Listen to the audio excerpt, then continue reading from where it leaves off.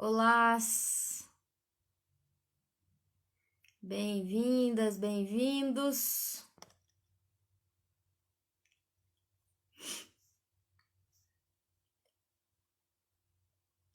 Deixa eu. Eisé, Ângela, Lenice, Paula. Acho que a Alessandra já chamou aqui. Boa noite, Ângela. Tudo bem?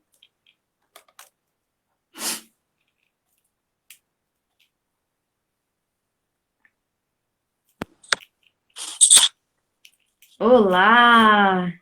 Rafael, Tudo bem? tudo bem?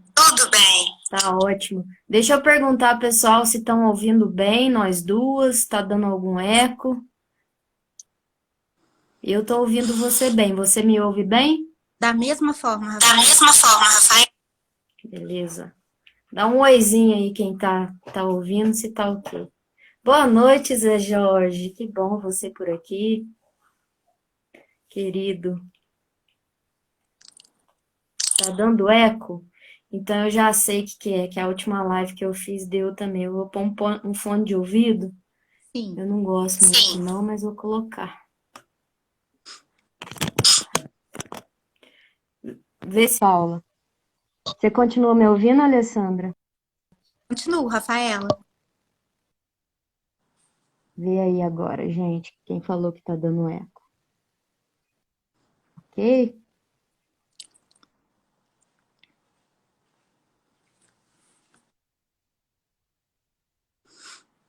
Eu acho que ok. Ninguém falou mais nada. Perfeito, tá ótimo. Então, bora lá. Bem-vindas todos, todas. Bem-vinda, Alessandra. Muito honrada de você aceitar nosso convite da Amphic. Como mulher integrante da Amphic também, né?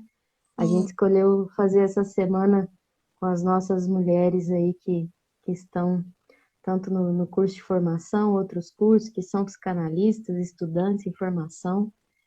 E você é uma pessoa tudo a ver para falar sobre esse tema, né? Então, obrigada por ter topado essa live. Hoje o meu papel aqui é só mediar, trazer as perguntas, te ajudar aí com as perguntas que o pessoal for fazendo. E aí fica aberto as caixinhas e conforme vai surgindo, eu vou trazendo aqui para você e a gente vai batendo um papo, tá bom? combinado, Rafaela. Então, acho legal você se apresentar para a gente e bora Sim, lá. vamos lá. Bom, eu primeiro quero agradecer o convite do PIC para que eu pudesse estar aqui nessa noite falando um pouco a respeito desse tema, dessa interseção entre o direito e a psicanálise, no que diz respeito às formas de abuso e de violência contra a mulher. Eu já tenho aí quase 20 anos de Ministério Público, sabe, Rafaela? E é uma caminhada em que, em todos esses anos, eu terminei por trabalhar com a questão da violência contra a mulher. Porque primeiro ela estava assim, exclusivamente na área criminal, hoje já existe uma preocupação para além do criminal com ela, mas desde que houve essa modificação, eu estou nessa curadoria dos direitos da mulher. Então já existe aí uma trajetória com relação a isso. E a minha visão a respeito do direito foi complementada e ganhou uma riqueza enorme a partir da psicanálise. Enxergar a mulher sob a análise trouxe para mim um incremento nas minhas atividades, trouxe para mim um incremento como pessoa, como filha, como mãe e, obviamente, como mulher também. Então, é dentro disso que eu quero fazer, como você bem falou, o nosso bate-papo hoje, dentro de uma informalidade, de uma abertura, de uma leveza muito grande, que é o objetivo principal dessa Semana da Mulher. E a Amphic está de parabéns por promovê-la. É muito importante nós ocuparmos esses espaços para poder falar da mulher, para poder falar do feminino. Eu vou começar trazendo alguma coisa do jurídico e a gente vai intercalando com a psicanálise, abertas a todas as considerações aqui. A nossa Constituição Federal, ela tem um marco para poder fundar tudo aquilo que é o nosso Estado de Direito, tudo aquilo que é a nossa República Federativa do Brasil, nosso conjunto, quem nós somos como nação, toda a nossa ordem jurídica, que é a igualdade. E não é simplesmente igualdade entre homens e mulheres. É igualdade entre todos os seres humanos. E por que isso é importante? O nosso paradigma não é o homem. O nosso paradigma é o ser humano em todas as suas formas de expressão, de manifestação. É a vida. Então, já foi o tempo que as mulheres queriam ser iguais aos homens. Elas querem ter o direito, sobretudo, de serem mulheres e serem reconhecidas exatamente na sua diferença e não naquilo que é a sua igualdade.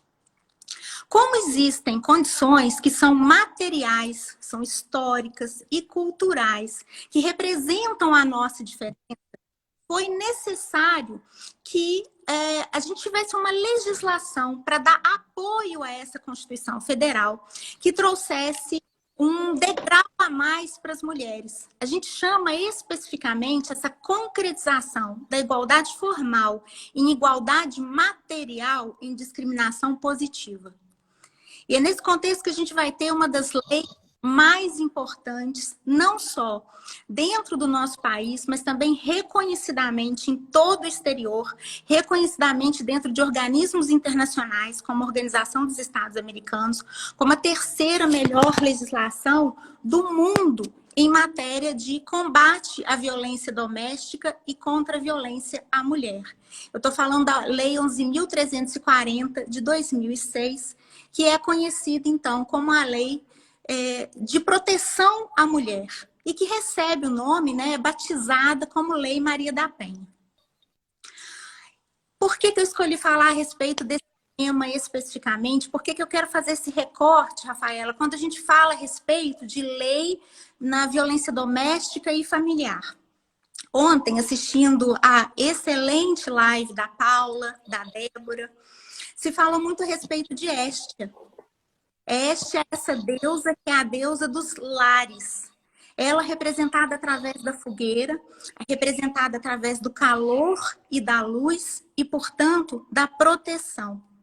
Eu escolhi falar a respeito desse formato de violência porque essa é a violência que atinge a mulher naquilo que ela deveria ter de maior proteção, que é o seu ambiente mais íntimo, que é o seu lar, é o lugar em que ela tinha que encontrar essa deusa capaz de dar a ela a proteção, e é ali, exatamente ali, que ela se mostra mais vulnerável.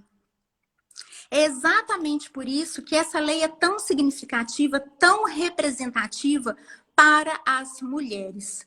Se ela é representativa para nós, ela é representativa também muito para aquela que dá um nome a essa lei, que no caso é Maria da Penha. E eu faço questão de falar um pouquinho a respeito da história dessa mulher, porque eu acho que nós mulheres, dentro desse processo fundamental de nos tornarmos mulher, já que nós não somos nem o ponto de partida, nem a linha de chegada, né? Nós não somos nem definidos por um genital, nem vamos chegar a uma completude do que seja mulher, nós somos um processo em desenvolvimento, e isso a psicanálise traz para nós de uma maneira muito clara. Nesse processo, as identificações são imprescindíveis. Identificações positivas, identificações com o feminino, identificações com aquilo que a mulher tem na sua beleza e na sua força. E Maria da Penha é uma dessas mulheres. A história dela não começa no ano de 2006, quando a lei é promulgada. A história dela começa em 1973, quando ela conhece aquele que vai ser o companheiro dela. De 73 a 83, durante 10 anos, ela vive um relacionamento intensamente amoroso. Um relacionamento que ela descreve como um relacionamento que a fazia feliz.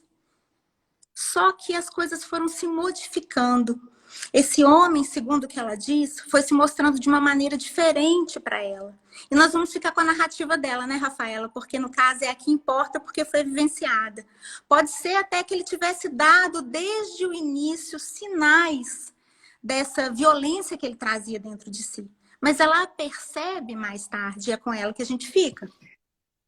Ele começa a dar esses sinais dessa violência e começa a submetê-la a um cotidiano que se caracteriza por uma diminuição forte da autoestima dela, por um afastamento da família e dos amigos. À medida que ela vai ficando fragilizada, ele sente a tranquilidade, a confiança para progredir de uma esfera de agressão, que são agressões na fala, sobretudo, para as agressões físicas. É como se houvesse uma terrível evolução nisso. Ela tenta se desvencilhar desse relacionamento, não consegue. E ela sofre 2 tentativas de assassinato. São 2 tentativas de homicídio. Numa primeira, ela acorda sentindo a bala nas costas. Ele a baleou e falou que a casa tinha sido invadida por assaltantes. Na segunda, ele faz uma disfunção no chuveiro elétrico e há uma tentativa de que ela morra eletrocutada. Depois dessas 2 vezes, ela deu um basta, entendeu o que era a vida dela ou continuar com aquele relacionamento. Ela se separa dele e ele começa a se ver processado. Mas ele não é julgado. E quando ele é julgado, ele não cumpre a pena que ele recebe. Ela se diz vítima 2 vezes, vítima do marido e vítima do sistema judiciário. O que para nós que lidamos com a justiça é algo muito significativo. É preciso que nós estejamos acordados, de olhos bem abertos, para que não haja uma promoção de uma violência pela segunda vez, quando essa vítima de violência doméstica, de violência contra a família, vem até nós. Então, ela escreveu um livro. O desespero dela fez com que ela traduzisse isso em uma obra. Essa obra foi levada a organismos internacionais, a Comissão Internacional de Direitos Humanos, a Organização dos Estados Americanos, a ONU, a Organização das Nações Unidas.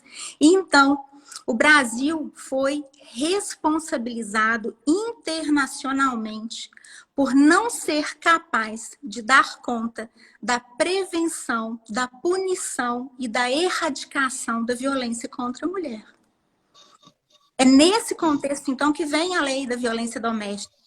E ela recebe o nome de Lei Maria da Penha como uma das recomendações que é feita por esses organismos internacionais. Porque era necessário que essa mulher tivesse uma reparação simbólica.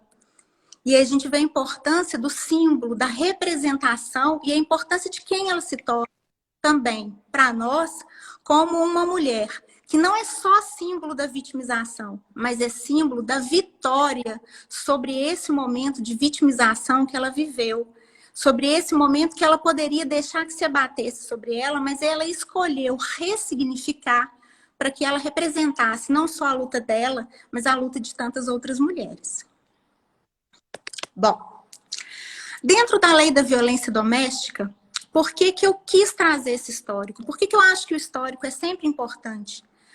Não só para nós individualmente, mas também no aspecto cultural, o histórico é importante, porque é preciso que se diga, o direito, qualquer que seja ele, e nós mulheres precisamos estar muito atentas a isso, o direito, quem fala isso é Hannah Arendt, o direito não é um dado, o direito é um construído. E às vezes existe uma naturalização de determinadas situações, o que faz com que a gente acredite que nós não podemos mudá-las. E isso é uma mentira. Nós sempre podemos mudar, porque o que acontece é um processo histórico. Portanto, todo o direito que nós temos hoje como mulheres, esse espaço que eu ocupo aqui com você hoje, Rafaela, esse espaço que a AMPIC tem a oportunidade de utilizar na Semana da Mulher, ele é um espaço que é fruto de luta e, portanto, ele exige de nós a necessária vigilância. Luta e vigilância são 2 dados que têm que estar acompanhados do exercício de qualquer.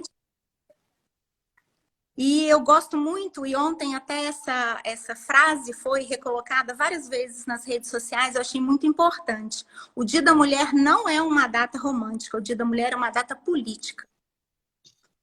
É para marcar espaço, é para marcar lugar, é para dizer que nós chegamos e que nós não vamos retroceder. Porque esse processo histórico lembra exatamente isso. O processo histórico lembra que a gente não vive numa linearidade, que nós não avançamos simplesmente, que nós podemos ter retrocesso. E, infelizmente, nós vivemos um momento em que, se nós não estivermos muito vigilantes, nós podemos ter retrocessos. Nós sabemos exatamente o que nós vivenciamos hoje dentro do nosso país, o tipo de pessoa que ocupa a cadeira da presidência da República. E o que ele representa, o que ele expressa, que desejo é esse que ele coloca no topo do governo da nossa nação. Então, é um momento de redobrada luta, de redobrada vigilância. Essa luta e essa vigilância, eu acredito que elas passam pelo conhecimento. E em que medida pode vir esse conhecimento? Esse conhecimento, o conhecimento, a ciência, o saber, eles são formas de poder. Conhecer é poder, saber é poder, ciência é poder. Então, empoderar-se, quando eu penso em mulheres empoderadas, eu penso em mulheres que têm conhecimentos dos seus direitos. E é nesse sentido que eu acho importante trazer divulgação da lei que trata da violência doméstica e familiar. Falar um pouco dos ambientes em que acontece a violência doméstica, das formas que essa violência pode assumir, para que eu tenha, num segundo momento, a oportunidade para que as mulheres se reconheçam, porque é um outro passo. Então, Perfeito, eu quero... Alessandra. Sim, fica à Deixa eu vontade. só, para não perder aqui os comentários, quando você mencionava a questão do direito, né? E esse processo de mutação do que vem do contexto contemporâneo, do que vem se adaptando, né? A Sara que comentou, trouxe essa palavra ressignificar. Eu acho que essa palavra, ela traduz bem isso que você tá falando, porque não só o direito, ele vem se ressignificando no entendimento do que é esse tratamento da violência contra a mulher, mas também da gente ressignificar o olhar para isso num contexto da complexidade da sociedade cultural, né?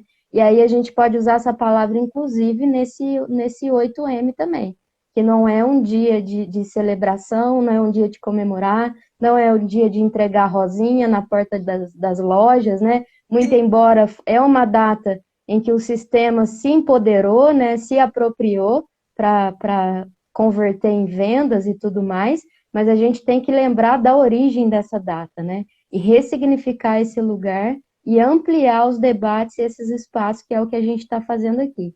E ressignificar também é uma palavra que a gente usa muito no processo analítico, né? Do que acontece no processo terapêutico, que eu acho que a gente pode falar também da importância depois desse processo no acolhimento dessas mulheres, né, vítimas de violência. Só para não perder aqui, pode continuar a sua linha de raciocínio aí. À vontade, Rafaela. Exatamente. Isso que a Sara colocou nos comentários que você trouxe é muito importante. E eu faço aqui já, pegando um gancho dentro dessa fala, algo que eu acho que pode representar um marco muito importante dentro da legislação e para nós mulheres como Vitória, que parece que está se desenhando aí com uma ação que está em julgamento no STF. Eu falo isso porque eu tenho os meus colegas do direito aqui e às vezes eles têm curiosidade de pesquisar, que é a DPF 779. É uma ação que fala de descumprimento de preceito fundamental.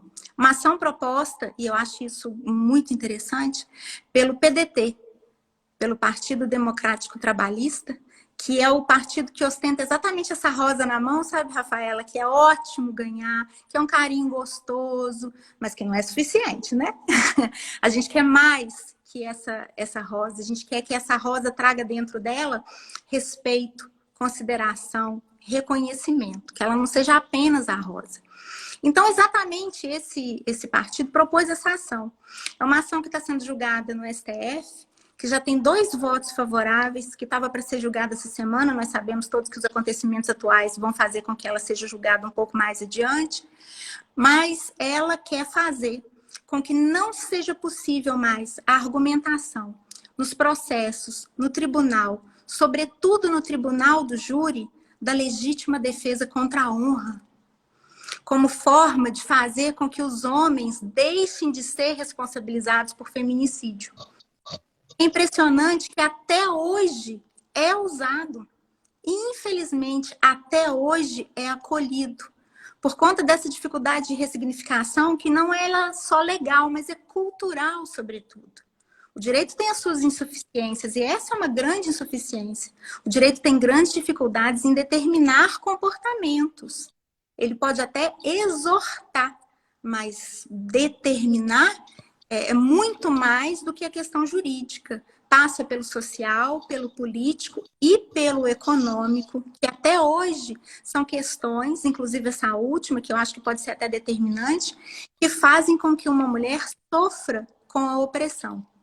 Então, se essa ação vem e retira essa possibilidade de argumentação, e retira essa possibilidade de uso da lei a honra como justificativa para que mulheres sejam assassinadas especificamente pela sua condição de mulher, porque o homem se sente traído, ou sente que ela falha em qualquer dever que ela tem, e nós não temos dever nenhum, essa que é a ideia, vai ser um avanço muito grande, muito significativo para nós. Nesse sentido, eu queria até aproveitar para poder indicar, existe um livro, Marisa Correia é uma antropóloga, e ela fala desde o livro se chama Morte em Família. O livro dele, essa linha de pesquisa, eles dão origem a um centro de pesquisas que existe na Unicamp, que se chama OPAGU. E ele lida exatamente com isso. São pesquisas a respeito de mulheres, pesquisas a respeito da forma como a violência feminina é tratada nos tribunais. Muito interessante ler os artigos, eles têm nos artigos dele os cadernos de Pagu, que trazem informações muito importantes, é uma pesquisa muito boa, muito bem feita a respeito do tema. Bom, repete o nome do livro de novo, por favor. Morte em Família. Morte em Família? Exatamente, Morte em Família. Tá, meu, deu uma cortadinha aqui. Beleza. Então, dentro desse sentido do conhecer como forma de empoderamento, eu quero trazer que os ambientes em que a violência doméstica pode acontecer, eles são muito grandes. A gente tem o ambiente doméstico, tem o ambiente familiar, tem as relações íntimas de afeto. Em todas essas circunstâncias, nós podemos ter uma violência que é reconhecida pela lei como violência doméstica. Isso são os lugares, os ambientes em que ela pode acontecer. Mas nós temos também aquelas formas que a violência pode assumir. A violência contra a mulher é muito mais do que a agressão física. A agressão física é a primeira que nós pensamos, né? A agressão física é a agressão contra a integridade física e a saúde. É bater, é amarrar, é manter em cárcere privado, é jogar no chão. Isso é violência física. E o Código Penal vai ter várias figuras para acolher essas violências como crimes. Mas não é só. A violência pode assumir outras 4 formas e ela vai ser reconhecida pela lei como tal. A violência pode ser patrimonial. O homem que não deixa a mulher trabalhar, o homem que se apossa de todos os dados dela, o homem que impede que ela tenha uma conta bancária, que fica com seu cartão, a quem ela é obrigada a entregar o dinheiro toda vez que ela recebe, ou mesmo que é aquele que recebe por ela. Tem aí também um caso muito claro de violência patrimonial. A violência pode ser psicológica. A violência psicológica é o humilhar, é o insultar, é o fazer com que ela se sinta menor, desmerecida. Dentro dessa violência psicológica, a gente vai ter uma violência muito específica, e a lei quis dar um lugar de importância para ela, que é a violência moral. Quando o homem difama, calunia, injuria a mulher. São xingamentos. Sobretudo... Pode falar, Rafaela.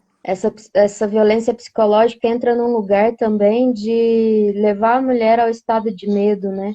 Isso. Que é o famoso murro na mesa, falar alto, gritar. Eu acho que é uma violência tão sutil no sentido da gente desconsiderar esses fatores, né, como um ato de violência, que a mulher é posta sobre uma supressão em um estado de medo, de angústia, de ansiedade, né? De viver aquele pavor, e muitas vezes é uma das mais difíceis de identificar, exatamente porque a gente já vai para a violência física, né? Como ato final, assim, mas nem sempre, né? Perfeito. Essa sua fala foi, ela cabe muito bem, porque geralmente o que acontece, e eu aproveito para poder falar a respeito do ciclo de violência, eu vou me deter um pouquinho mais sobre ele, mas eu entro. O que acontece é que a gente tem um agressor, eu não vou falar nenhum homem, né? Os homens merecem todo o nosso respeito. Existem homens tão bons, uns homens que reconhecem tão bem a figura da mulher, que são homens que nos veem da mesma forma como querem ser vistos. Então, eu vou chamá-lo de agressor mesmo. Esse agressor, geralmente, ele começa por uma violência psicológica. E ele consegue ir minando aquela mulher, fazendo com que ela se sinta cada vez menor. E aí, então, o que acontece? Ela não percebe quais são os limites dela, os limites do eu dela. Ela não consegue se identificar, ela não se reconhece, ela permite que ele avance. Então, o que começa como falar alto, o chamar de burra, de incompetente, de você não fez isso ou aquilo para mim, de você falhou aquilo ou ali, passa para o murro na mesa, passa por um objeto que ele joga nela, um empurrão que ele dá, até que ele vai ficando mais agressivo. Nós temos uma série, eu acredito que ela ainda esteja na Netflix, Rafaela, que é o Bom Dia, Verônica. Essa série, ela narra muito bem ciclo de violência. Muito bem. Ela é precisa nisso. Precisa no ciclo de violência e precisa para poder desmistificar também algumas figuras. Primeiro porque nós temos aquele que é um agressor, infelizmente, típico, que é o homem socialmente muito bem ajustado. Ele é bom colega de trabalho, ele é bom vizinho, ele aparenta ser uma boa pessoa até para a família dela, até um determinado ponto da série. E tanto é que a família, mãe, irmãs, pessoas mais próximas, acham que ela tirou a sorte grande de ter se casado com ele. Só que em determinado momento dessa relação, isso vai se desfazendo. E nesse ciclo de violência, ele sempre começa atribuindo a ela a responsabilidade por algo que ele faz. Tem uma cena que é muito significativa, eles estão conversando, e ele derruba um copo de vinho. Ele está bebendo à mesa, bebe eventualmente, ele derruba um copo de vinho. No que cai esse copo de vinho, ele vira para ela e fala assim: nossa, mas por que você me fez fazer isso? Quem deixou cair foi ele. E ali ele bate na mesa, ali ele reclama da comida, ali ele inicia um ciclo em que ele começa a falar mais alto com ela, ele bate nela até que ele a agride violentamente. É ele mesmo quem presta socorro para ela e a leva para o hospital. Lá ela é cuidada, volta para casa. Ele vira um anjo. Ele vira a idealização daquilo que um companheiro pode ser. E aí, então, quando os hematomas dela estão quase desaparecendo, quando já estão ficando assim amareladinhos, já não se percebe bem na pele dela, ele grita de novo na mesa. E ela fica com ele na expectativa de que não aconteça de novo. É isso que ela espera. É isso que ela acha que vai acontecer. Essa é uma caracterização exata de um ciclo de violência. Muito, muito adequada do que é o ciclo de violência.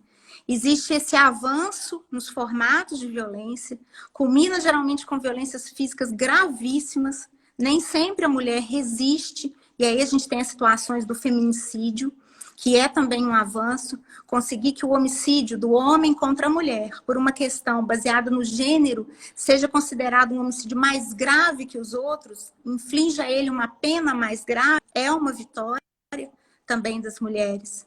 Então, dentro dessas circunstâncias, o que a série traz? Traz essa possibilidade de ver, às vezes, de uma maneira mais clara, porque tem um exemplo, e a arte ajuda muito nisso. Esse filme, essa série traz isso, existem músicas que vão trazer sobre isso. Existe uma música do Chico Buarque que se chama Mil Perdões, e eu gosto dela muito na voz do Ney Matogrosso.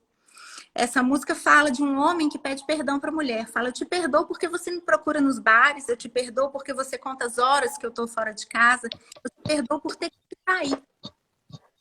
Toda vez que a gente está diante dessas circunstâncias, geralmente a gente não se identifica com essa mulher. A gente tende a projetar nela tudo que a gente quer tirar da gente. É a projeção do que é ruim. É a projeção daquilo que a gente quer expurgar, que a gente não quer se identificar. Então, olha, por exemplo, para essa mulher, olha para essa mulher descrita na música, olha para essa mulher descrita na série e fala assim, eu não sou essa mulher. Por que essa mulher não sai de casa? Por que essa mulher não deixa esse homem? Por que essa mulher não se liberta? Quem é essa mulher? Que fragilidade! Só que é preciso que nós nos reconheçamos nessa mulher para que nós possamos compreender que nós também somos vítimas potenciais. Somos porque somos mulheres. Então é claro que nós somos. Para eu me enxergar em uma Simone, uma Frida, uma Pagu, em grandes mulheres da história, em grandes mulheres das nossas vidas, eu também preciso me ver em uma vítima. Eu também preciso me ver naquela mulher que procura os serviços de assistência social, que procura a rede de proteção à mulher, que procura a delegacia, que procura o Ministério Público.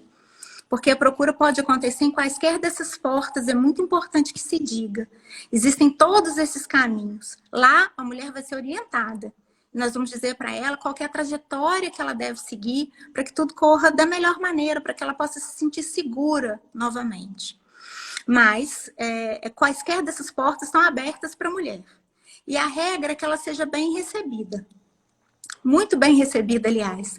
Nós temos cada vez mais servidores, servidoras, homens, mulheres, sobretudo mulheres, porque existe uma preferência pelo atendimento da mulher, para que ela procure essas redes. E a gente se depara com mulheres absolutamente constrangidas, absolutamente amedrontadas. E isso a psicanálise explica muito bem. Todos nós e elas também acalentamos um ideal muito forte, um modelo de ser, um modelo de ser feliz. E então ela vai lá, e é muito difícil atender uma vítima de violência doméstica. Ela vai lá como alguém que falhou. Alguém que se coloca numa posição de que não atendeu uma determinada expectativa. Uma expectativa que ela achava que os pais poderiam ter em relação a ela, achava que as famílias, os amigos, o próprio marido, o companheiro, poderia ter em relação a ela. Então ela vai ali vulnerável, diga. Todo o processo que envolveu essa agressão leva essa mulher ao lugar de culpa, né? É a famosa culpabilização da vítima. E tanto as pessoas que estão ali julgando essa mulher, quanto ela própria se sente culpada pelo fato, pelo ocorrido, né? Acho que a grande maioria das vítimas também se colocam nesse lugar, o agressor coloca ela nesse lugar, as pessoas, quando não é uma rede de apoio preparada para acolhê-la, também a coloca nesse lugar, assim. Eu vivi uma experiência há um tempo atrás muito forte, assim, eu presenciei uma amiga que sofreu agressão e imediatamente fui levar ela na delegacia, né, e a gente também sem muita informação na época, levei ela na delegacia militar e os policiais estavam culpando ela, perguntando por que aquilo tinha ocorrido, né. Então ela já estava num estado de constrangimento extremamente ali vulnerável, né? Ela já não queria ir, ela já estava confusa se aquilo realmente tinha sido uma agressão, e os policiais colocando ela nesse lugar, assim. Eu acho que nesse aspecto que você vai entrar agora, que são as redes de apoio, né? A importância desse acolhimento aí, a gente ainda, eu vejo tanto as famílias quanto os amigos, que seja ainda falho nesse processo por não ter conhecimento, mas também, principalmente, o sistema, né, estadual, o governo e tudo mais.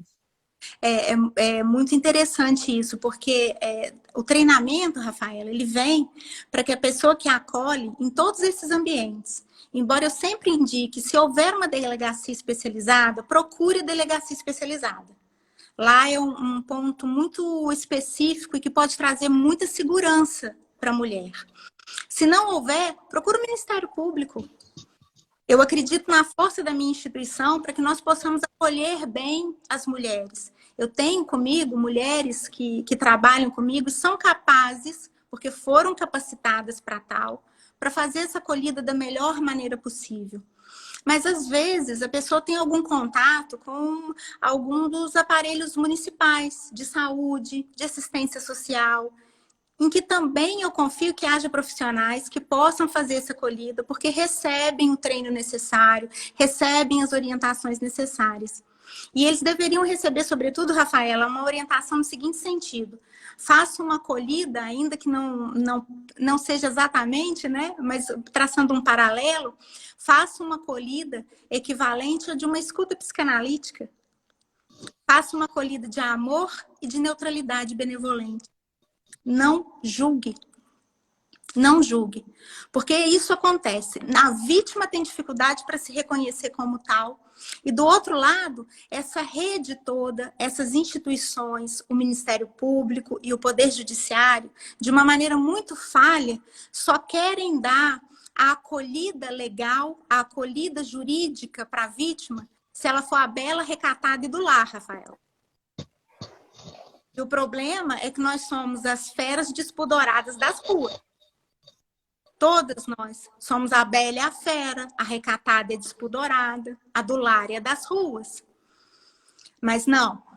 O que se tem culturalmente é que a lei está amparada ali para essa mulher.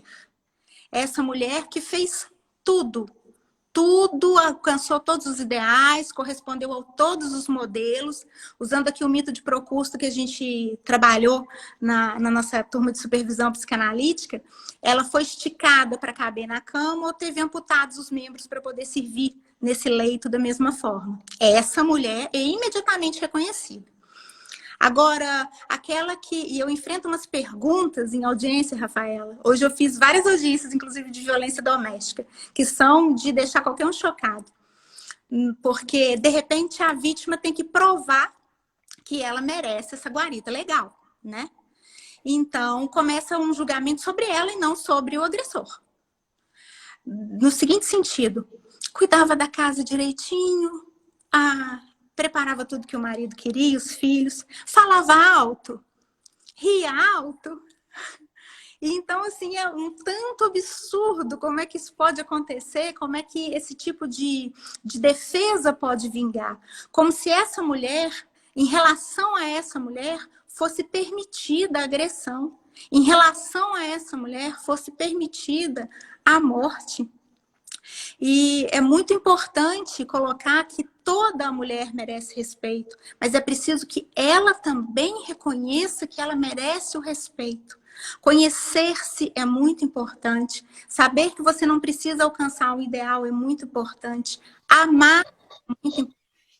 Amanhã a PIC vai promover um Descomplicando a Psicanálise, se eu não me engano, com um tema relevantíssimo: autoestima. Autoestima, né? É fundamental, porque senão, se eu não reconheço que o outro ultrapassa um limite, eu não consigo me ver como vítima. Eu não sei dizer não. O não da mulher precisa ter valor. Nós temos vários crimes em que o não faz toda a diferença. O não faz a diferença para aquelas mulheres que são maiores de 14, que são capazes entre se consentir ou não em qualquer ato de natureza sexual. Então, o meu não, o seu não, o nosso não, o não da mulher precisa ter valor. Ela precisa reconhecer o valor do não dela e todos envolvidos nesse processo precisamos fazer sempre um esforço para reconhecer também esse não.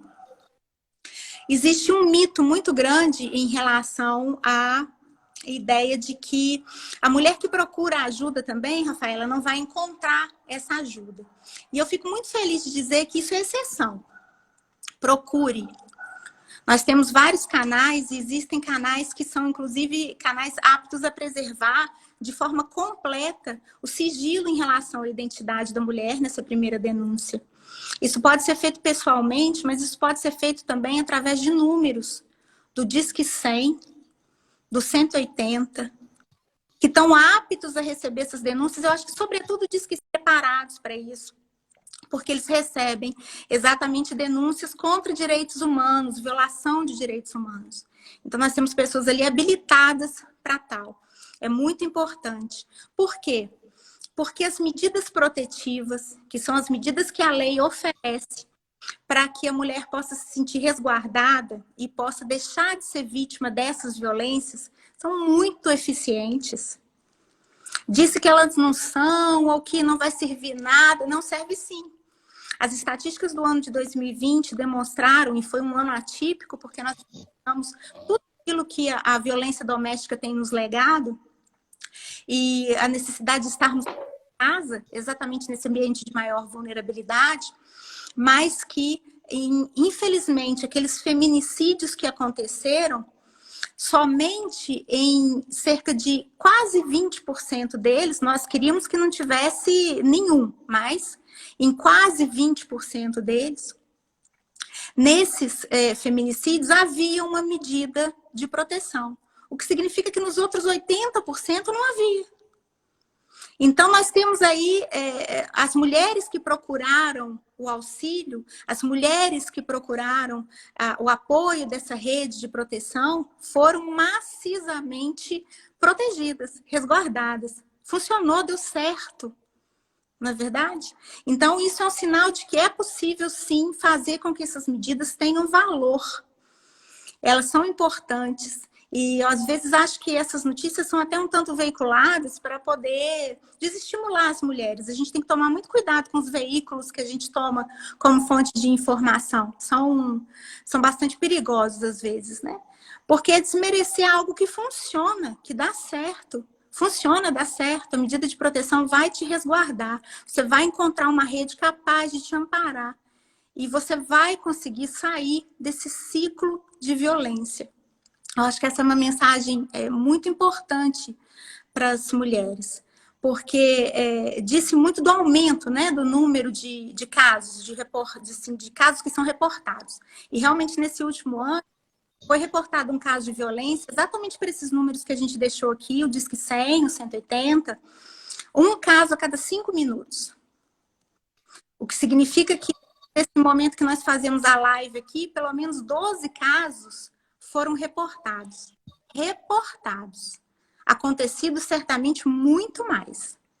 Porque a gente tem uma cifra negra enorme em matéria de violência doméstica por conta dessa cultura inadequada de que em briga de marido e mulher ninguém mete a colher. A ideia de que isso tem que ser resolvido em casa. E não tem como. O sistema de forças que existe na casa não justifica a mulher se colocar nele. É muito desequilibrado. Ela precisa buscar essa ajuda para poder se igualar. Eu falei um pouco do histórico da lei de violência doméstica. Acho importante essa questão do histórico. Mas eu queria falar também um pouquinho, até porque eu já vi o nomezinho dela subindo ali, sabe, Rafaela, entre as pessoas que estão na live, da minha ancestralidade. Eu venho de uma família em que eu me sinto muito adequada a uma das coisas que a minha avó falava para mim, sabe? Minha avó paterna dizia para mim que eu sou uma caboclinha insubordinada. E eu sou, Rafaela. Eu sou exatamente isso. Quando ela fala caboclinha, quem me dera, né? Ter nascido com as características de uma cabocla, ter nascido aí com essa pele acobreada, os cabelos lisos, negros. Mas eu sou uma mestiçagem. Eu sou uma mistura. Dentro de mim falam 1000. Fala Conceição, fala Iris, fala Tatiana Ayla, fala Lavínia, fala Helena. Mas fala sobretudo que apareceu ali, fala a Selma. Fala minha mãe.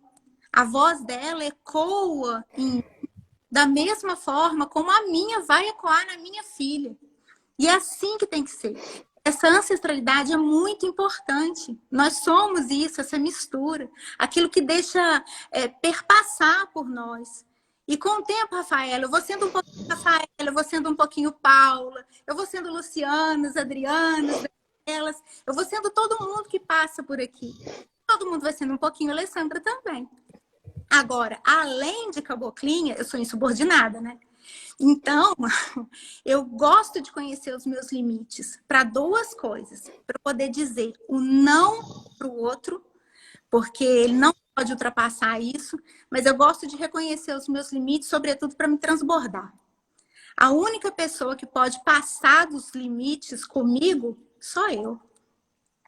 Eu posso transbordar, eu posso me permitir, eu posso ir além, eu posso ser o que eu quiser. E nesse ser o que eu quiser tem que caber ser mulher. Eu, todas nós, podemos ser o que nós queremos. E o importante é nós encontrarmos o nosso querer.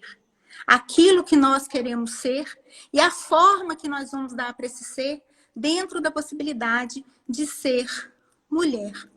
Isso talvez seja o mais importante. Esse talvez seja o melhor olhar que eu possa dar para qualquer mulher que me procura, que deseja falar de me ver um pouco nela, permitir que ela se veja um pouco em mim, para que a gente possa estabelecer uma ligação, então, de empatia e ela possa se sentir acolhida, ainda quando eu não posso fazer nada por ela, Rafaela. O direito é de uma impotência, às vezes, em determinadas situações, que é angustiante. Eu tenho certeza que ainda que eu não possa fazer nada com ela, se eu chorar com ela, Rafaela, já melhora. O coração dela já fica mais aliviado. E o meu, dentro das minhas dificuldades, das minhas limitações, também. Então, não podia deixar de colocar aqui que existe uma história que nos acompanha, uma história universal que nos acompanha, de mulheres que nós somos por uma vida inteira, de uma ligação que nos coloca com a natureza, que é absolutamente feminina, eu acho, né? Mas também dessas pessoas mais próximas que nós representamos e que trazem tanto de nós.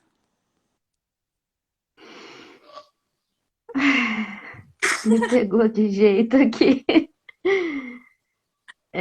Eu não tenho nada para falar para além dessa questão da ancestralidade que você trouxe, que eu acho fundamental, porque muitas vezes a gente tenta reinventar a roda, né?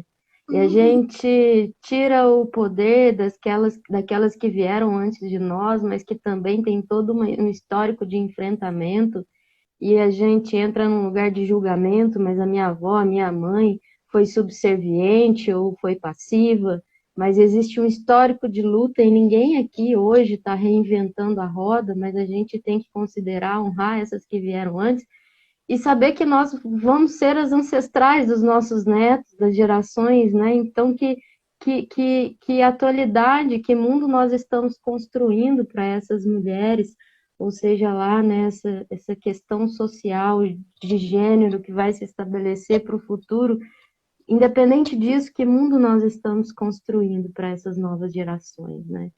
E honrar esse passado, para mim, é maravilhoso, é o que falta nesses diálogos, assim. Me pegou aqui de jeito, eu estou bem emocionada, obrigada por isso. Eu não tenho nada para complementar, mas vou voltar nas perguntas, porque ficaram algumas coisas que eu acho importante a gente trazer.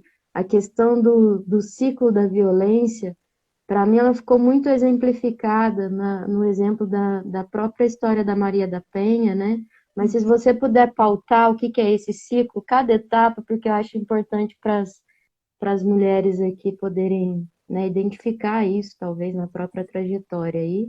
Essa identificação é importante. Então, é sempre importante reforçar o quanto esse ciclo começa. Sempre tem uma pesquisadora que gosta muito dessa expressão: a gente nunca leva o sapo para casa, a gente leva o príncipe, pode ter certeza. Então, em geral, os relacionamentos começam muito bem. Só que vão sendo demonstradas algumas ações de tentativa de grande controle. Essas tentativas de controle já são uma demonstração de que há um intuito de fazer com que a mulher se sinta menor, ou pelo menos que ela precise se conformar a uma expectativa do homem. Junto com isso, vem realidades em que ela passa a ser bastante isolada. Isolada da família, isolada dos amigos, para que ela possa se sentir realmente sem ter aquele porto seguro, sem ter em quem se apoiar, sem ter com quem contar.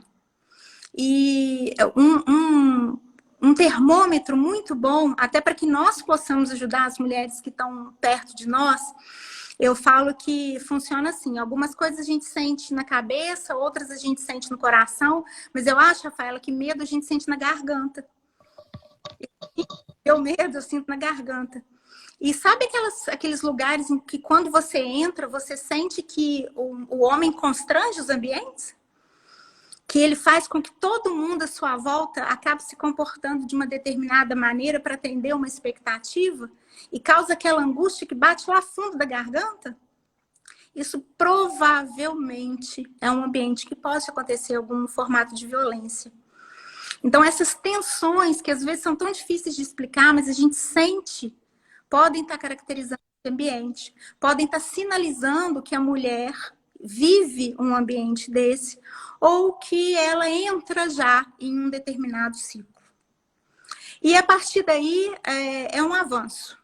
Da psicológica para a moral, da moral para a física, e um avanço, inclusive, dentro da seara física. Aquilo que começa como um tapa ou um empurrão, vai chegar a ações mais graves, como, por exemplo, uma facada. Quando não se usa a arma de fogo, que tem uma letalidade muito maior. Então, nisso tudo há uma caminhada. Se a mulher sobrevive a esse ciclo, e ela sobrevive várias vezes, inicia-se uma outra fase dele, que é chamada de fase da lua de mel. A fase em que o homem promete que não vai acontecer de novo, que diz que vai mudar, e a gente não está aqui para poder ver quais são as razões que fazem com que essa mulher acredite que isso vai acontecer, ou ainda que tenha suas dúvidas, escolhe por permanecer com ele. E aí é um momento de muita alegria, de muita felicidade. Existe a possibilidade que eles façam programas de que o casal gosta muito, que ela realmente se sinta feliz. Mas passado esse estágio, vai ter de novo aquele momento em que tem um clique, que tem o desrespeito, que tem de novo falar alto, que tem o bater na mesa, que tem o jogar um objeto da casa no chão. E isso vai deflagrar de novo todo esse procedimento. Então, esse que é o ciclo. E se a mulher que enxerga esse ciclo, se alguém estiver ouvindo a gente, né, Rafaela, enxerga esse ciclo em si, ou está enxergando esse ciclo em alguém próximo, não deixe de falar. A psicanálise nasce com as mulheres que falam, as mulheres histéricas que falam, né? Nós somos muitas mulheres falantes. E a fala tem um poder enorme. A fala tem, eu que estou na psicanálise, você, Rafaela, tenho certeza que acredita nisso também, a fala tem poder curativo. A fala cura. Então, o primeiro passo, claro, é denunciar. É falar e assumir para si, o que é um passo muito difícil, assumir para os demais, sim, eu sou vítima de violência doméstica. Eu preciso de ajuda. Sempre lembrando, acho muito importante, há uns textos de Freud que trabalham muito com isso e eu gosto muito. Eu dou muito valor à palavra, sabe, Rafael? Então tem um texto dele que fala do valor antitético das palavras primitivas. Adoro esse texto. E ele vai fazendo uma leitura de palavras a respeito de historiadores, filólogos que estudam línguas antigas. Então, essas línguas antigas, a palavra não significava algo sozinha. Ela era sempre ela e o oposto. Então, luz era luz e sombra em várias línguas. Força era força e fraqueza em várias línguas. E ao lado dessa palavra se colocava mais algum símbolo para poder ressignificá-la ou significá-la da maneira mais adequada. Então, nós somos isso. Se uma mulher chega e fala assim, eu sou vítima de violência doméstica, isso é momentâneo. Isso significa que ela pode ter a força de ultrapassar esse momento. Mais vale ela se reconhecer como fraca do que ela achar permanentemente que é forte. Mais vale a gente chorar para poder saber o valor que tem o riso. Amar para poder saber o valor que tem a pena. E é isso então que o Freud vai trazer lá na frente, quando ele vai falar do mal-estar na civilização. E ele fala, eu acho uma passagem muito bonita, que nós só podemos gozar o que é contraditório. E por um tempo muito curto. E de fato, né? O valor está na contradição. Acho que nós devemos aceitar um tanto essa contradição e aceitar a possibilidade de ressignificação. Perfeito, perfeito. Essa questão da gente se identificar muitas vezes ao oposto, né? E aí a mulher se apega a esse contexto da vítima e o quão é importante essa valorização, que é um momento, que é momentâneo, e a consideração da nossa pluralidade, né? Das múltiplas em nós, que ok, eu estou num momento de fragilidade, mas eu tenho a minha força. E a importância de reconhecer essa força dentro dela, né? E as redes de apoio possam colocar ela nesse lugar também.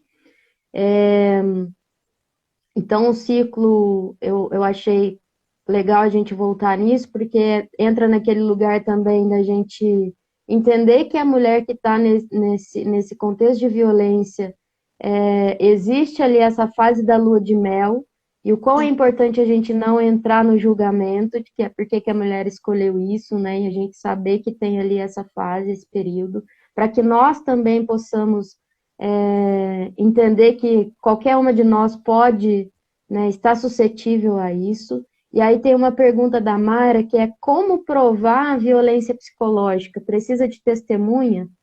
Muito difícil. A prova em relação a todo doméstico ela é muito delicada, porque o ambiente é um ambiente que nós falamos da clandestinidade, das relações muito próximas.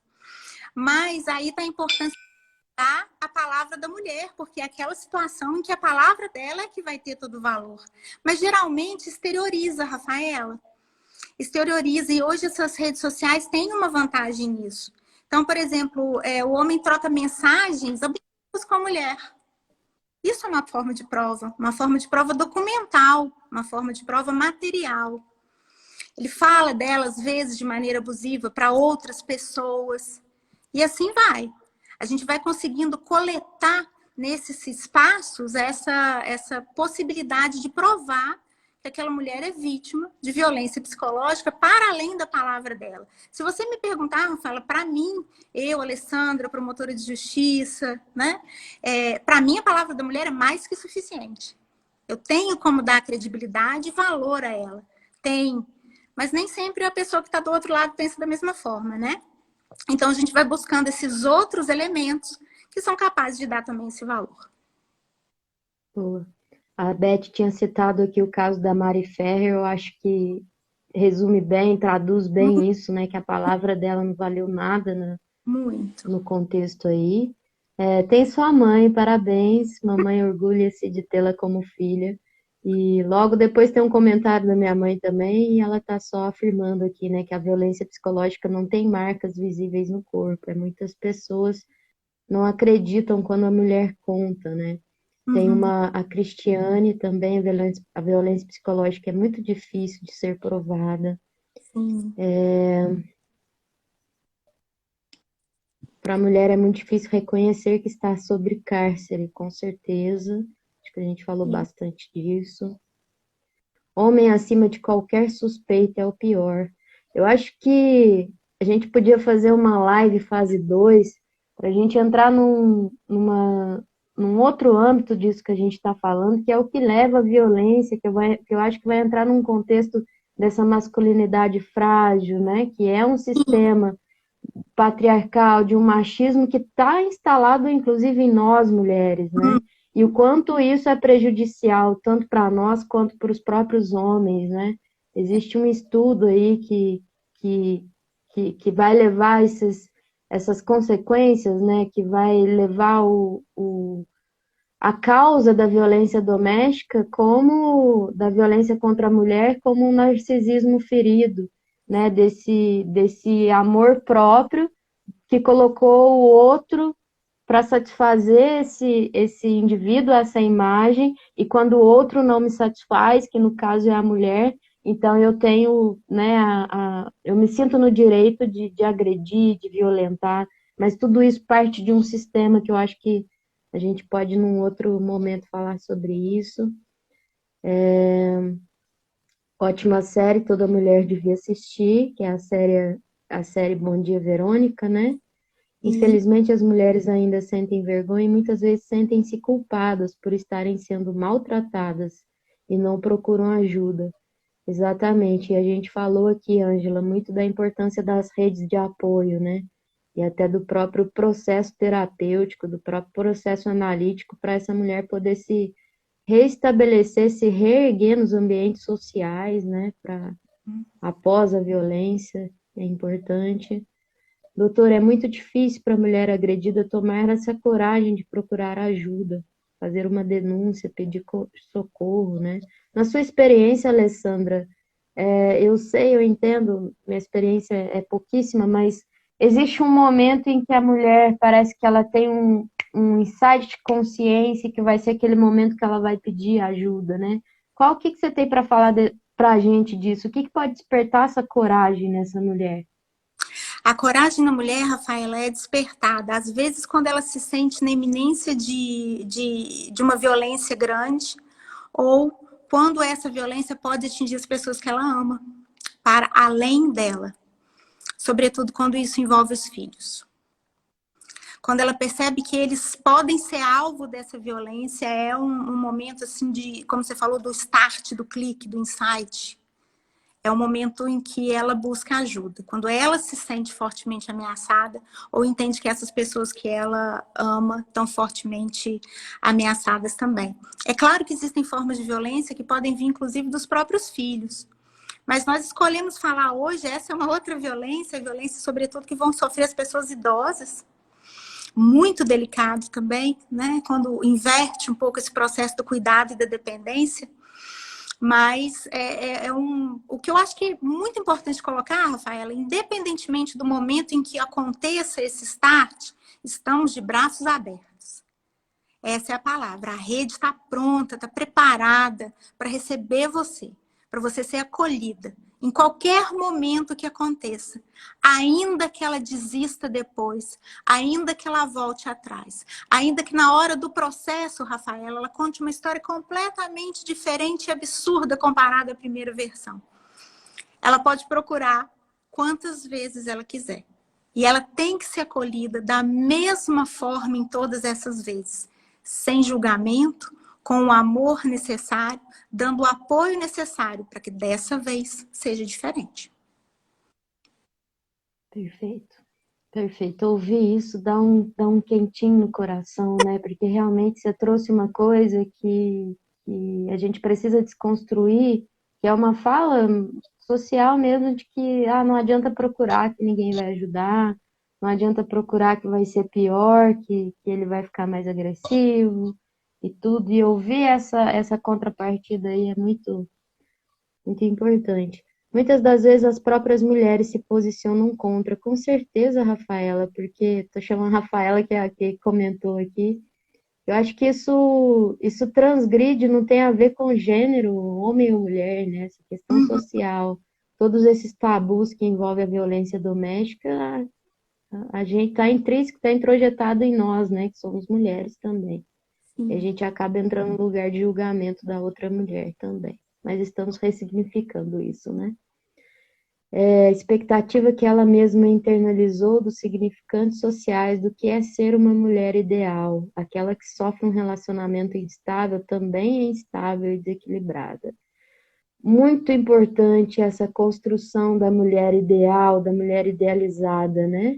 Uma coisa que vale a pena a gente também falar num outro momento, porque a gente se identifica com um determinado padrão, um status quo, né, do que é ser mulher, e aí acontece aquilo que você trouxe, né, que acontece nas audiências, mas e aí, você provia, você cozinhava, você mantinha o ambiente, mas e as diversas, né, tipos de mulheres, as mulheres que escolhem trabalhar, as mulheres que escolhem não cuidar da casa, né? E aí, se a gente for mais profundo, as mulheres trans, né? O quanto essa realidade ainda está muito longe de tudo que a gente está falando aqui, né? Dessa mulher idealizada, recatada e do lar aí. Sim. Principalmente quando o agressor aparenta ser legal, acima de qualquer suspeita, a mulher não é vista como vítima. Sinto, enquanto advogado, uma falta de aparelhagem. Que bom um comentário de um homem aqui acompanhando a gente. Isso é importante. Sinto, enquanto advogado, uma falta de aparelhagem humana para recepcionar a mulher, vítima, nos batalhões de polícias e delegacias, tais como policiais, mulheres, psicólogos. Quer falar um pouquinho disso, Alessandra? Sim, o Estado tem muitas deficiências em prover, muitas vezes mais do que o aspecto penal, o aspecto de promoção de políticas públicas que vão interferir diretamente nessa qualificação profissional. Isso acontece. E, para além dessa qualificação que às vezes é ofertada, é preciso que a gente tenha um preparo para que a pessoa a receba. Não é só o fazer a qualificação, é permanentemente ela ser renovada, é permanentemente ela ser trabalhada. E a pessoa tem que ter realmente também, Rafaela, um pendor para isso, para se ver daquela forma, para se colocar naquela forma. Não basta que todos façam. Nós vamos ter aquelas pessoas que vão ter o diferencial necessário para poder fazer essa acolhida da melhor forma. Eu trabalho com diversas pessoas, por exemplo, dentro do Ministério Público, e eu tenho aquelas mulheres que são capazes de uma acolhida excepcional. Que eu tenho certeza que a vítima de violência doméstica, quando chega lá, ela vai se sentir confortável para poder narrar o que acontece e vai ser orientada a respeito de como ela proceder. Isso, é claro, vem da qualificação que presta o Ministério Público, mas vem das qualidades imprescindíveis que essas mulheres que eu tenho comigo têm consigo e dessa empatia que elas conseguem estabelecer também. Por isso, uma previsão importante da lei é quando ela fala que existe uma preferência para que as mulheres sejam atendidas em cada uma dessas redes por outras mulheres. Uma preferência Perfeito. feminina, pela investigadora, mulher, para que ela se sinta mais à vontade e para que possa despertar no outro essa empatia pela identificação, uma projeção positiva desse ser mulher. Embora nós saibamos que é claro que vão ter aqueles homens também capazes de fazê-lo. Né? É uma pretensão da lei para que ela se sinta mais acolhida e tenha uma maior capacidade de verbalizar o que ela está se sentindo. Perfeito. É claro que para uma perspectiva micro, né, a gente vai olhar para as instituições, para as capacitações, mas eu acho também que a gente tem que sempre ter uma percepção macro que volta à humanidade de cada um, né? A gente retornar ao humano, ao olhar o outro enquanto humano nessas recepções, né? Independente se homem ou mulher, de receber esse outro.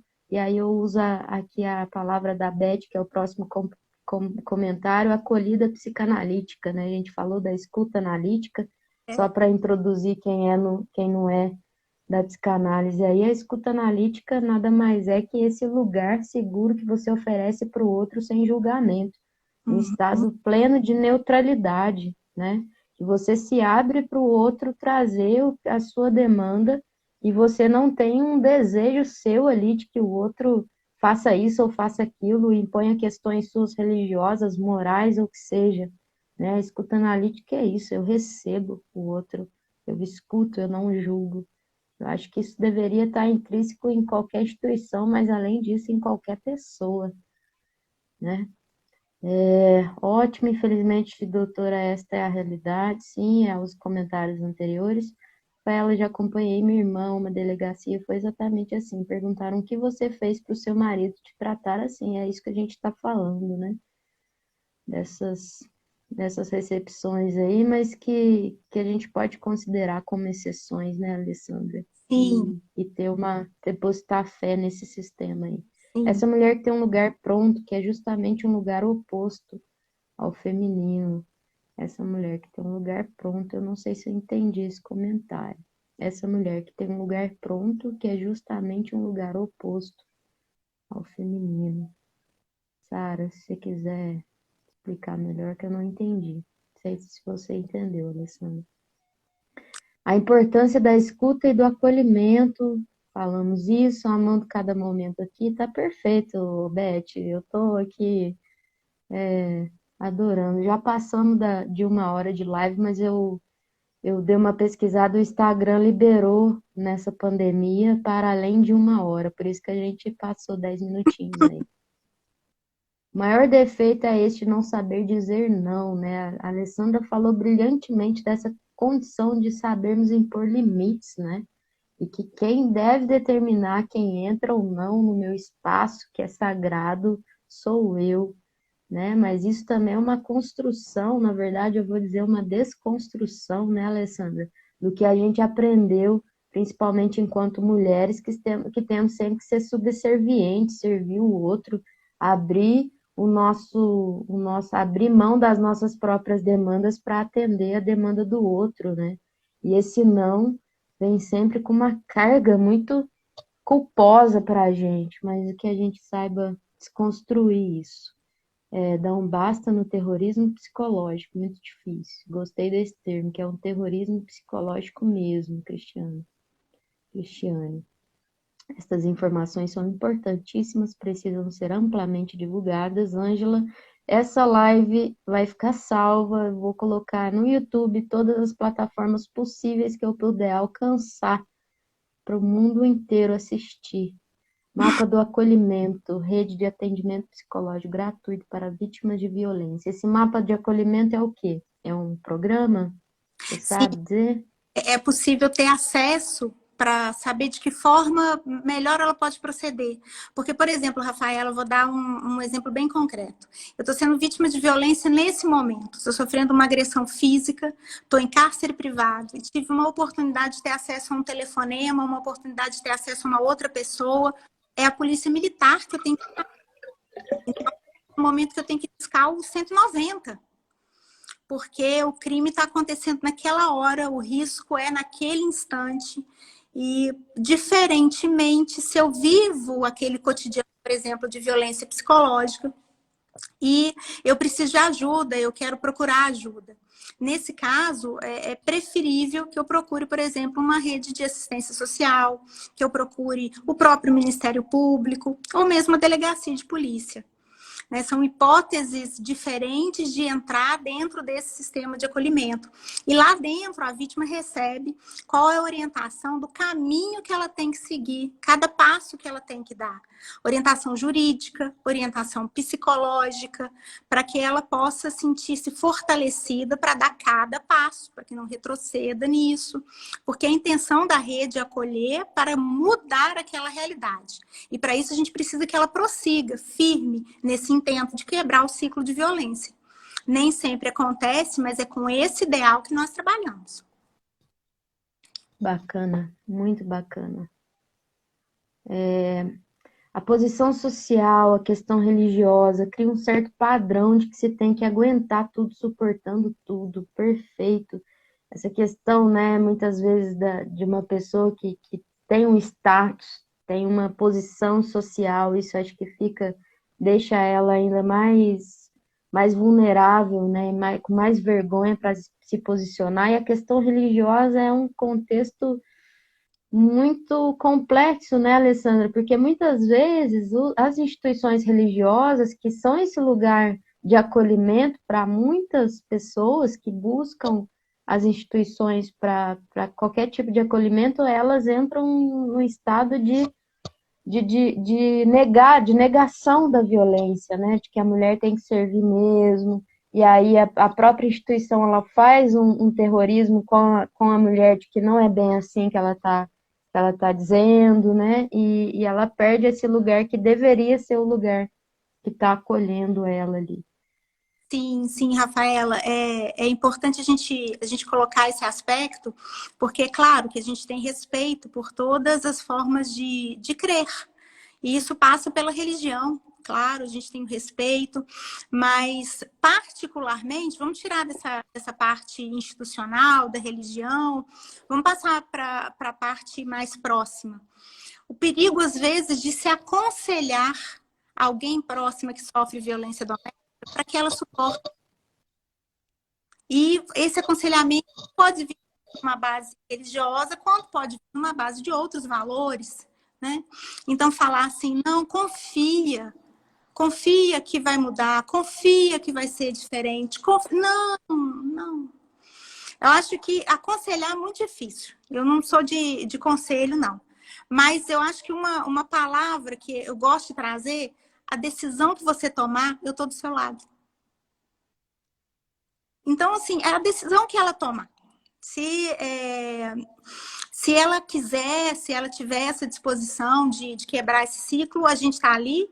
Se ela, infelizmente, não tiver essa disposição, a gente também está ali.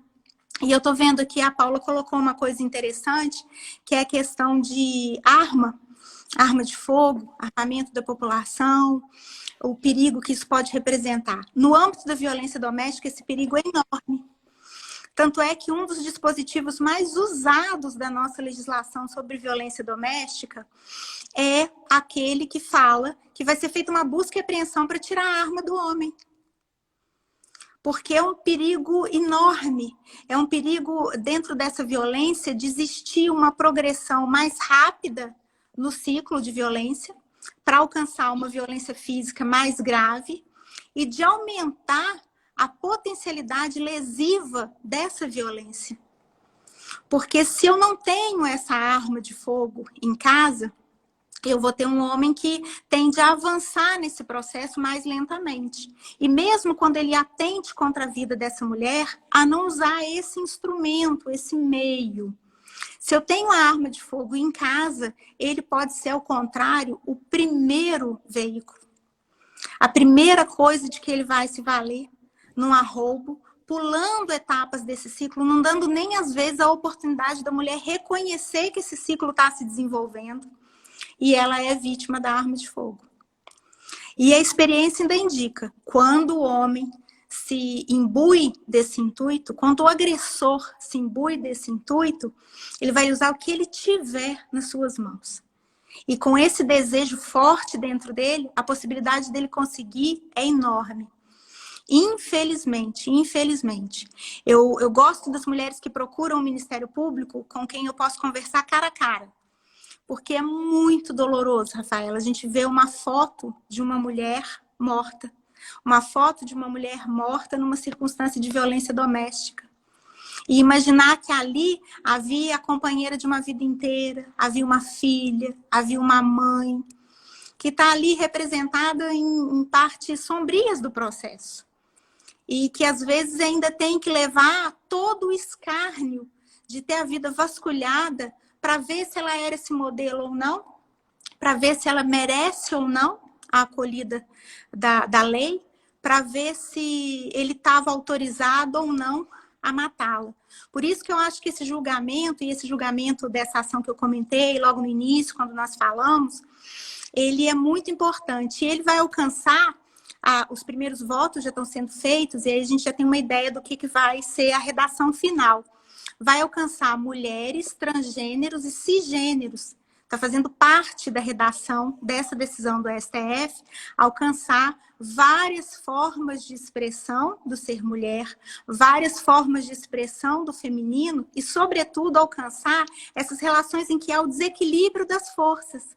Porque é por isso que vem a lei da violência doméstica e familiar. Eu reconheço um desequilíbrio material e eu quero corrigir isso através de uma discriminação positiva, através de uma discriminação legal. Perfeito, perfeito. Tem muitos comentários, eu vou passar os elogios, que tem vários, acho que você viu subindo aí. Elogios para sua mãe, sua coragem, muito bom te ouvir falar. O que deixamos para as gerações futuras? Infelizmente só se percebe que o relacionamento era abusivo. Sim, acontece, né? Por isso que a gente está falando da importância desse papo para a gente identificar a tempo o relacionamento abusivo, né? A falta de independência financeira também contribui para muitas vítimas continuarem aceitando aquelas situações por medo de passar fome, de ver os filhos sem condições. Perfeito, Cristiano. Isso entra muito também, né, no que você falou da violência patrimonial, né, que o homem tira da mulher o direito de trabalhar ou se apropria dos próprios bens dela e tudo que ela tem nesse sentido, e ela fica totalmente dependente financeiramente do parceiro. Isso, nessa muitos engravidam, ficam mais dependentes ainda. Parabéns, titia. Essa tem endereço certo, Rafaela. Essa veio da sobrinha. Ah, tá cheio das fãs aí. Que honra mesmo ter você na família. Gravidez indesejada, alinos plásticos, quando vai pedir ajuda, se pedir a sofrer muito. Infelizmente, eu como mãe, tô lendo tudo, tá, Alessandra? Porque eu não gosto de deixar passar as pessoas. Eu não sei se você tem hora, nem te perguntei, porque a gente passou o tempo determinado. Eu, como mãe de 2 meninos, a todas as mães temos o dever de orientar e ensinar nossos filhos homens a respeitar as mulheres. Muito bom, Daniela, muito bom. Mãe Muito de menino, eu acho que tem uma responsabilidade, né, Alessandra? responsabilidade muito grande nisso, porque quando a gente fala dessa figura, eu tomo tanto cuidado para poder falar, porque eu não quero que nenhum homem se sinta agredido com isso, não é essa a ideia, sabe, Rafaela? Mas, poxa, todos eles tiveram uma mãe. Vamos lá, né, mães, mães de meninos, né? Vamos ensinar esses meninos, vamos mostrar através do exemplo, porque criança não adianta, né? Não adianta falar e fazer diferente. Eles têm uma percepção muito grande daquilo que é a ação e até um determinado momento não consegue nem perceber as nossas intenções. É algo que a gente às vezes só ressignifica quando é bem mais velho, né? Entende alguns porquês, coisas que não são mesmo ações que são tomadas quando nós somos mais velhos. Então, exemplo é muito importante. A mãe que demonstra e que cotidianamente cultiva uma relação amorosa, feliz em casa, feliz com o seu companheiro, com a sua companheira, com a pessoa que ela escolheu para estar do lado dela. Dá um ótimo exemplo para aqueles que são os meninos da casa, né? Até para que ela possa se respeitar. É um dado muito cruel, mas que entra nesses ciclos de repetição que a psicanálise explica tão bem, né, Rafaela? Quando a gente vê algumas vezes um desrespeito ao idoso ou à idosa, infelizmente, a gente costuma ter uma trajetória familiar em que essa mulher foi primeiramente vitimada pelo marido ou um companheiro. E que filho ou filha presenciaram isso. E no momento em que essas posições se invertem, essas pessoas tomam o lugar do agressor. Também se identificam com ele. Então, é muito importante também cultivar, como mãe, inclusive, de um ambiente familiar. Perfeito. Eu já deixo aqui uma recomendação de um documentário muito bom. Ele estava na Netflix, não está mais, mas está no YouTube. Chama, em inglês, desculpe a pronúncia que eu não falo, mas é The Mask é a máscara que existe em você. Alguma coisa do tipo. É um documentário de como o machismo afeta os meninos. E quem são esses meninos, esses homens hoje. Documentário que toda mãe de menino deveria assistir, e todas as pessoas aí que também se constituíram numa sociedade machista, né? Sim, Depois eu deixo escritinho nessa live salva. bom.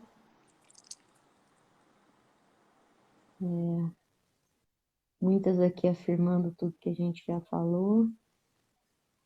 Queremos mais live, Rafaela e doutora Alessandra. Opa, eu também quero. Depois dessa aqui já tô artimanhando várias outras. Muitos comentários, Alessandra, muitos. Rafaela, Sororidade, isso aí, Daniela. eu adorei essa palavra, artimanhar. Oi? Vou usar essa para minha vida, artimanhar. Estou aqui artimanhando algumas coisas. Olha, é bom procurar no dicionário que eu tenho um hábito de criar palavras assim Não, que mas vem, eu já nem sei se o essa existe. valor é maior, Rafaela. Daniela trouxe a palavra sororidade. Esse é o real sentido, né, da palavra sororidade. Mulheres que apoiam outras mulheres e que formam redes de apoio, né? Sim, Escuta, atenção plena. Identificação é difícil, uma vez que muitas mulheres têm preconceito contra elas próprias. Sim, é isso que a gente está falando aqui. Muitos elogios, amar a Deus sobre todas as coisas, ao próximo assim mesmo, amamos a Deus, depois temos que nos amar para depois passar esse amor ao próprio. Isso aí, Cristiano. Não tem como amar o outro se a gente não se amar primeiro, né? E reconhecer esse Deus que está dentro de nós para poder nos amar também. Parabéns, Alessandro, fala sobre isso. Agora que eu cheguei na parte da arma da Paula. hum, Boa. Muito amor, meu julgamento às vítimas. Obrigado, Melanie. Sobre o comentário anterior, vocês estavam falando sobre essa mulher ideal, que, ao meu ver, é oposto ao lugar do feminino da psicanálise, que é o lugar do vazio causador do desejo. Cada uma se descobre mulher, se constrói mulher o tempo todo. Exatamente, Sara. A visão da psicanálise é essa, né? Não da mulher que nasce pronta, mas todos somos sujeitos em construção, né? E não existe um padrão ao qual nós vamos chegar, não existe um resultado, né? E a mulher, ela está em construção, assim como todo sujeito. Essa é a visão da psicanálise. Então, possamos esquecer, desconstruir essa mulher idealizada. Não existe isso. Parabéns. Nossa, muito importante, acho muito importante.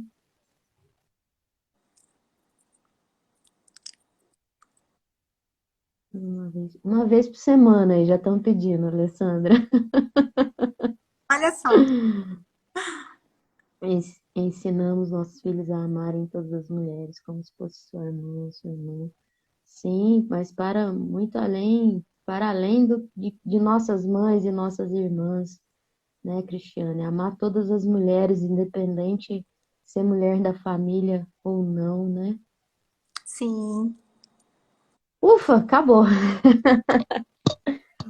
Foram todos os comentários. Tô muito feliz, muito comovida, muito emocionada com esse encontro. Realmente é perfeito. Zero defeitos, como dizem a minha geração. Eu agradeço muito, Rafaela, a oportunidade de participar.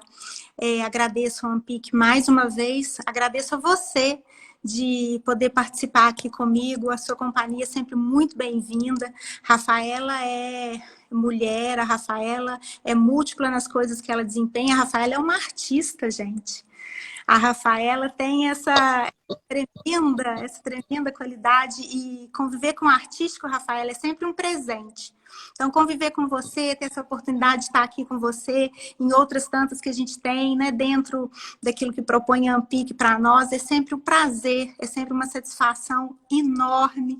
Eu adoro estar com você, adoro estar na sua companhia. Agradeço muito por você estar aqui comigo nesse momento e quero agradecer a todos, a todas que estiveram nos ouvindo durante esse tempo, que vieram partilhar um pouco conosco. Tomara que levem um pouquinho do que a gente falou, porque delas comigo vai ficar também.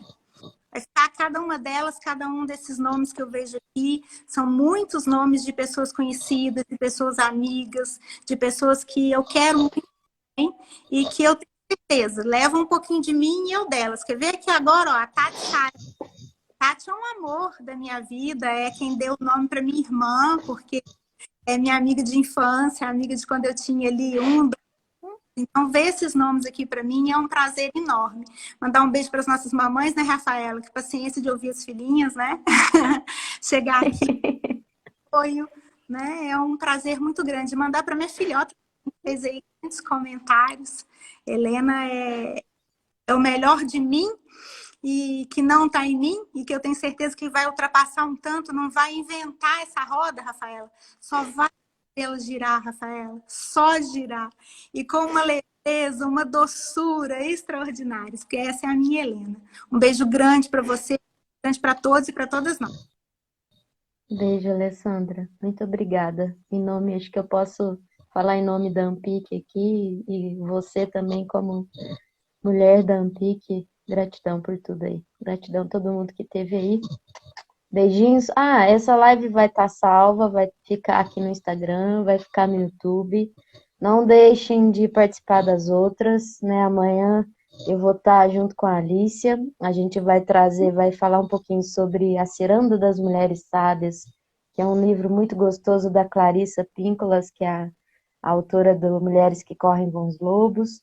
Depois, na quinta, teremos a Aline e a Marina falando sobre a maternidade na contemporaneidade. Duas mamães novas aí, né? Profissionais, psicanalistas, mães, estudantes que estão na lida. E na sexta vamos ter a Brenda, nutricionista, e a Maísa, que também é psicanalista em formação com a gente, falando sobre saúde integral da mulher. todas à noite. Estejam com a gente aí. Beijinhos. Muito Beijo, obrigada, gente. tchau. Tchau.